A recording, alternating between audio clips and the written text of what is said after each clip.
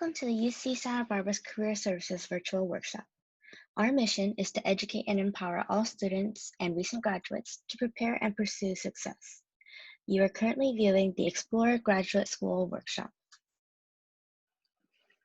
Thank you for joining us. For this workshop, we'll be going over the general timeline and aspects of applying to grad school. Please note that this is a brief and general overview of deciding and applying to graduate school. This content is not specific to all graduate career paths and may vary from other paths such as law and medicine. We will be going over the good and not so good reasons to apply to graduate school in the first place. You'll also be able to gain a general overview of the graduate school application along with a typical application timeline. Finally, we'll discuss some other points beyond graduate school that you may not have considered. It may be an intrinsic interest field or subject field. You may be specifically interested in a field or curious about a particular field of study. This is a great reason to apply to graduate school as it will provide much of the drive you will need to work hard and succeed in your studies. However, if you want to be a smart career consumer, intrinsic interest alone is not typically a sufficient justification to pursue a graduate degree. You will also want to think critically about the graduate degree going into your career in the long run. This graduate degree may be required for you to do the job you want to do. In certain fields, a specific graduate education is simply required for you to do the job. This is perhaps the single best reason to pursue a graduate degree. It is usually not just the degree itself, but also the knowledge and skills you develop that will be key in you pursuing your ideal degree. If this is the case, then you have a fairly strong argument for going to graduate school. Perhaps you want to advance and make more money. Sometimes a graduate degree may unlock a new career ladder for you that can lead you into additional responsibility and more pay. Still, be wary of thinking about graduate school as a guarantee for money. This is not always the case. Talk with certain professionals who have the degree and see if it has materially helped their advancement or not.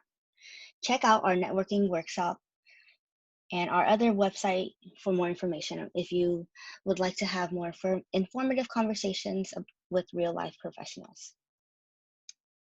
Perhaps you would like to have the degree behind your name. A graduate degree of whatever variety is oftentimes viewed as prestigious by many students. There's a certain allure in thinking that obtaining a graduate degree in any given area will endow you with a certain level of prestige that you didn't have before. Sometimes students may feel like getting a certain degree will signal that to themselves and to those they care about that they have, quote, made it.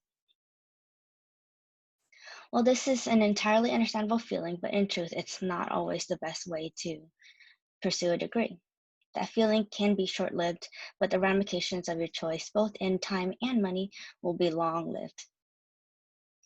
If you are feeling like this would be something you would like to talk to somebody through, please don't hesitate to make an appointment with one of our counselors. Maybe you aren't really sure about what else to do after graduation. Using grad school as a general buy for time if you don't really know what to pursue with yourself after graduation is oftentimes not the best reason to pursue graduate school. Many students who aren't sure about what to do after their undergrad think that going to grad school couldn't possibly hurt them, right? However, the reality is that your time, your money, your attention is precious.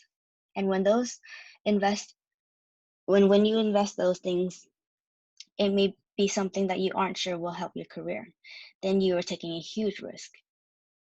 Graduate school is really expensive, and it's a really extensive way to learn about yourself. With a little diligence, we can provide a typical clarity for you to learn about what you would like even before you apply to graduate school. If this is the case, please don't hesitate to make an appointment with our counselors, and we'd love to talk this through with you. We are here to help.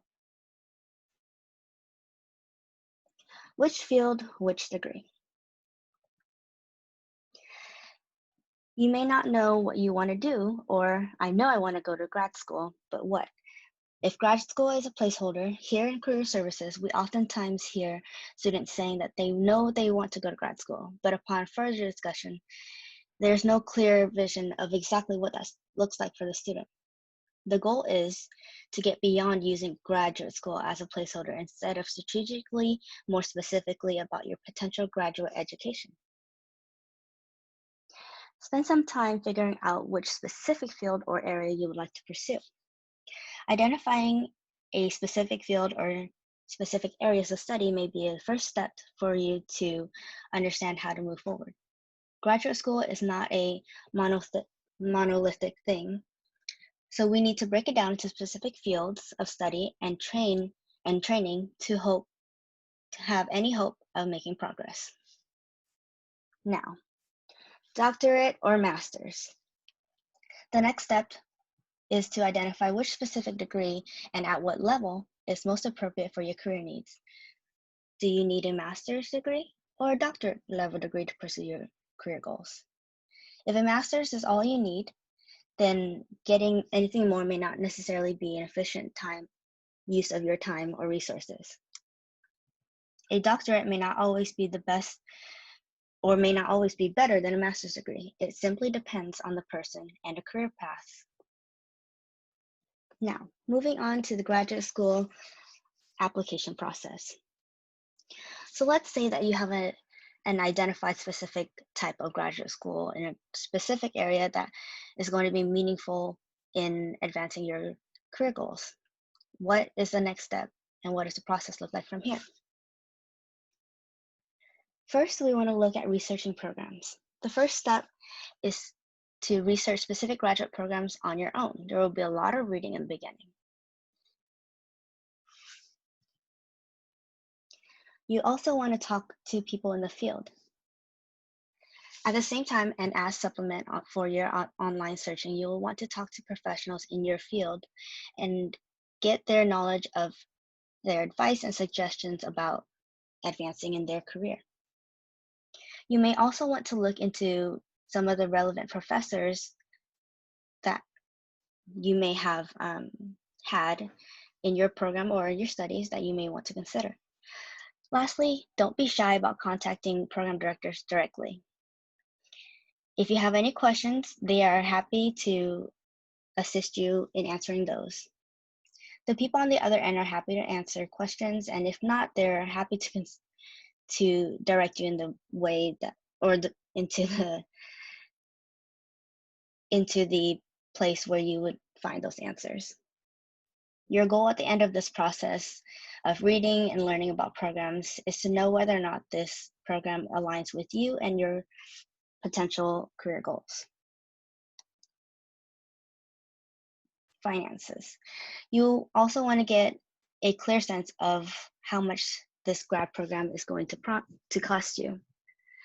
Sometimes online information that a program provides can be somewhat vague about the total cost of programs. Nevertheless, don't hesitate to follow up with a phone call or email to clarify this. It is your money, so you need to know how you will be spending it. You can also start to set a budget for yourself about things that you would need to pay for.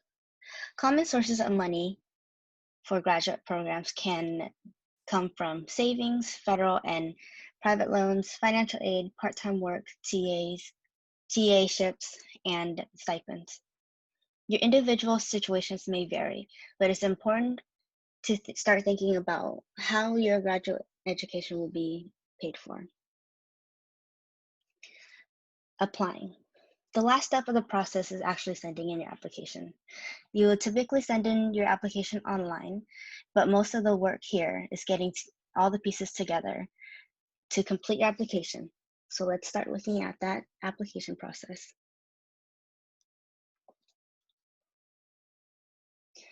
There are many different parts to the application.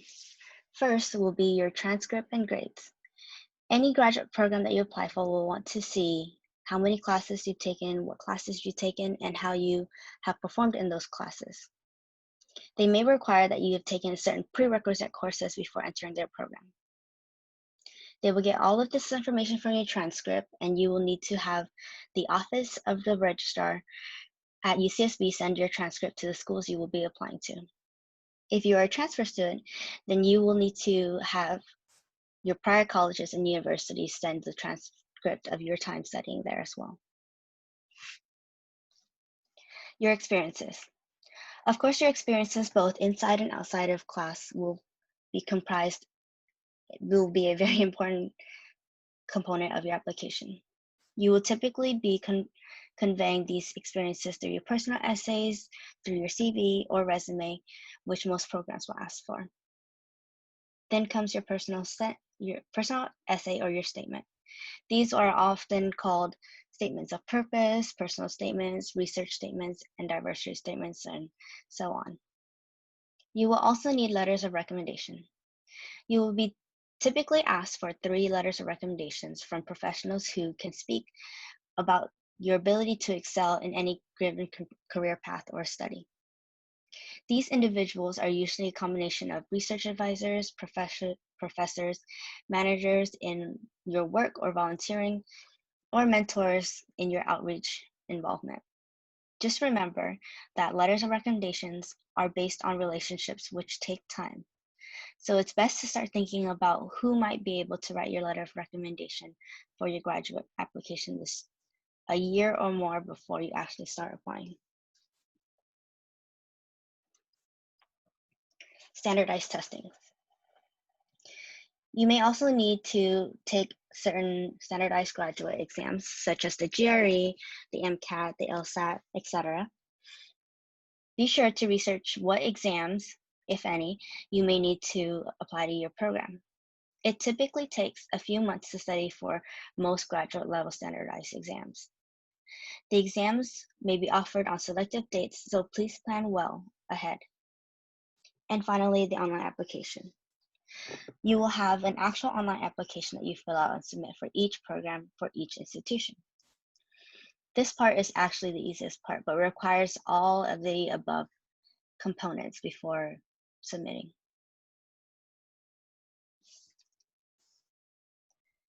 The typical timeline. It is important to first appreciate that there's no single graduate school timeline for every circumstance. So please understand that each program may vary. For example, the window for sending in a medical application starts in late spring and not the fall, as you can see. And again, there will be exceptions to the general timeline. Typically in the first spring, before your application, you'll want to research programs and start narrowing down your list of schools that you will be applying to. Additionally, you will start asking for letters of recommendations from your professors, supervisors, advisors, mentors, and others. Remember that you aren't asking your letter writers to actually write the letter then. You're simply getting them on board with the idea of writing your letter in the near future for your application. In the summer, you will be narrowing down the list of potential graduate schools and a reasonable number in the spring from your spring list. You will also want to finalize this list as much as possible in the summer, as you may add a school or two in the fall, but your core target schools will be finalized by the end of the summer. Also, by the end of the summer, you will want to finish taking any standardized testing that are required by the schools in which you selected. You may need to plan a few months in advance so that you have both enough time to study and time to register for your test date. Not all programs will require standardized testing, but many commonly will, so keep that in mind when you are preparing to apply. In the fall, you will be sending in the applications. Most deadlines will be around December or November, but it wouldn't hurt you to apply early. Please don't lose track of your deadlines. We suggest that you keep a master list of deadlines you will need to meet and checking off this list regularly so you are on track. Please remember that When sending in applications, you will need to have your letters of recommendation writer submit theirs on your behalf. You may need to keep in contact with them as to make sure that they submit it on time. You will need to have your standardized testing scores sent in to your interest schools. You will also have to need UCSB and other colleges you attend send out your transcript. In addition, you will also need to have completed your personal essays. And since there are many moving pieces to the application, it is important for you to stay organized from the very beginning. Write down everything if you're worried about forgetting anything. For the winter, if any graduate school programs conduct interviews, this would be the time that they would hold them. Typically in January and February, interviews are more common for doctorate level programs, but aren't usually for many master's programs, but that can vary. Keep in mind that as you are planning out your winter that year, you may need to leave time for travel for in-person interviews. And as we wrap around to the next spring, you'll be able to understand the completed process of the application. Typically, you will begin to hear back from your schools or whether or not you have been accepted. You will typically have about 1 month to decide on acceptances. So please take time to explore your options. If you didn't get accepted, you can always apply again. Just ask yourself, how will you be a stronger applicant the next time around? There are also many paths. Many students don't fully consider that there are other paths you can take immediately after graduation. It's not certainly just graduate school or a bus. Even if you get accepted into a graduate program, you can always decline or shift your plans into different options. Graduate school isn't going anywhere, so don't forget about your other options that are completely independent of graduate school. You can work in full-time, part-time, or internship positions. If you aren't sure about graduate school and you'd like to explore a little bit more about yourself in a given field, you have the option of working before graduate school. Perhaps you just want to take a break for a bit and still working towards your graduate school in obtaining experience. Or maybe you may even just need some money to support yourself or your family. If any of these reasons resonate with you, then taking some time to work might be a great option. Travel. Maybe you always wanted to travel and you couldn't financially afford it before graduation. Maybe now is the time to do that. Sometimes you may have obligations at home that prevent you from doing this, but for those who have the means to travel and really want to do it after graduation may be the best time to do so. There's nothing wrong with having the desire and acting on it. Perhaps volunteering may be an option for you. Volunteering, either full-time or part-time, or perhaps while holding another job, can be a great way of gaining experience and giving back to your community. Sometimes the only way to gain the right experience in the field is volunteering your time at first. Whatever the case may be, don't overlook this option as it may be available to you.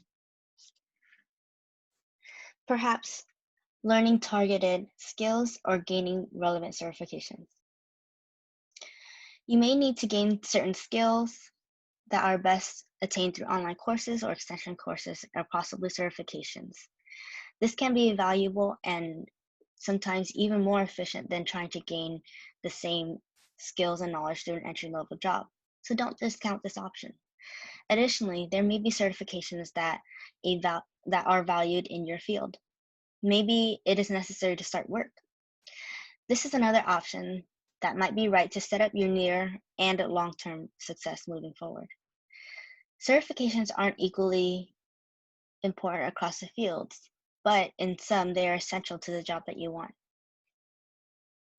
Graduate school isn't going anywhere, so take the time to just explore your options, and many of the options listed may provide you further qualifications for the career path that you'd like to enter.